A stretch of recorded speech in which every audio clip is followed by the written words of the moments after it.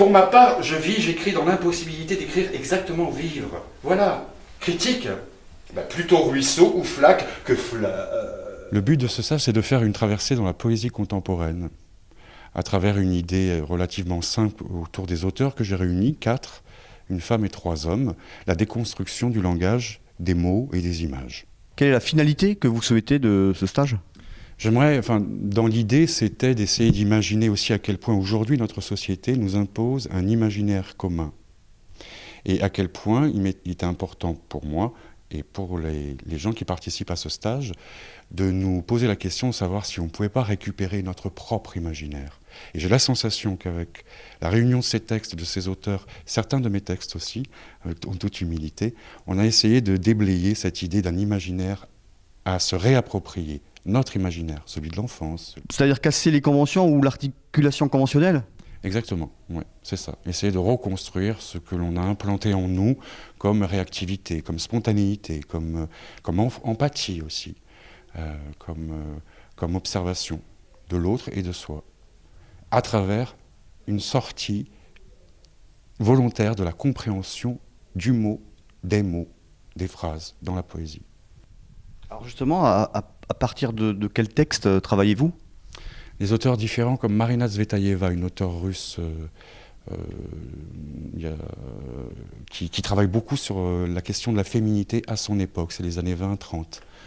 Christophe Tarkos, qui est un jeune auteur qui avait 41 ans, qui a disparu, qui est le principal qui m'a fait penser à un travail sur la déconstruction du langage à travers la poésie.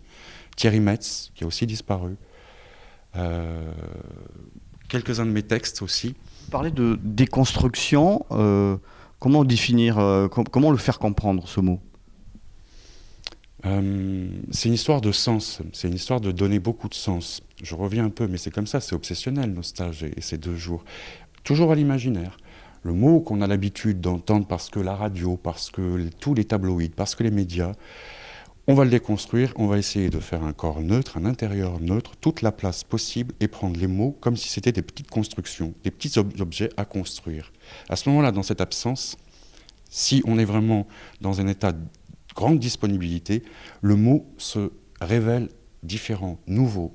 C'est faire parler le mot d'abord par le corps. On les a vus pleurer, nos corps, les larmes nous refaire. Ça, c'est l'argument. Mieux vaut en tranchant l'air, on les a vus pleurer, nos corps. On les a vus pleurer, nos corps, les larmes nous refaire.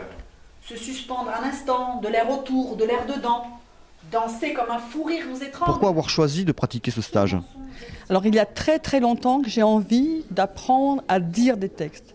J'ai toujours dans mon travail étudié les textes en profondeur, le sens du texte, et j'ai jamais eu l'occasion d'apprendre à les dire. J'ai appris à articuler, à dire un texte, à oser. À oser, ça c'est très important parce que en 2 jours, hier le texte était vraiment difficile à dire. Parce qu'on est tellement habitué à travailler sur le sens, et là l'objectif c'était de travailler sur le son, sur les mots, même si on ne comprenait pas tout. Donc il fallait donner vie à un texte qui n'était pas toujours clair au niveau poésie. Donc ça a été riche et une très belle expérience. J'avais jamais fait de stage comme ça de lecture. Christian Rospin, c'est un acteur que j'aime beaucoup, que voilà, je trouve très intéressant, il a beaucoup de profondeur et j'étais donc curieuse, quoi. C'est la curiosité et l'envie qui m'a poussée à faire ce stage. Alors justement, au bout de ces 2 jours d'atelier, est-ce que votre curiosité a été satisfaite ? Ah oui, j'ai adoré. C'était vraiment intense et on a appris plein de choses. On s'est rempli de beaucoup de choses aussi et voilà, je suis entièrement satisfaite, quoi. Moi, je suis venue justement parce que je ne m'attendais à rien. J'aime ne m'attendre à rien, quoi. Le saut dans l'inconnu, c'est ça qui est magnifique. Et donc voilà, j'étais complètement comblée. Partir en Espagne sans livrer de blanc, jouer à qui perd gagne sans perdre de temps, et noyer la rose prime, rose passe rose dans un verre de blanc, blanc, blanc, blanc, blanc, blanc.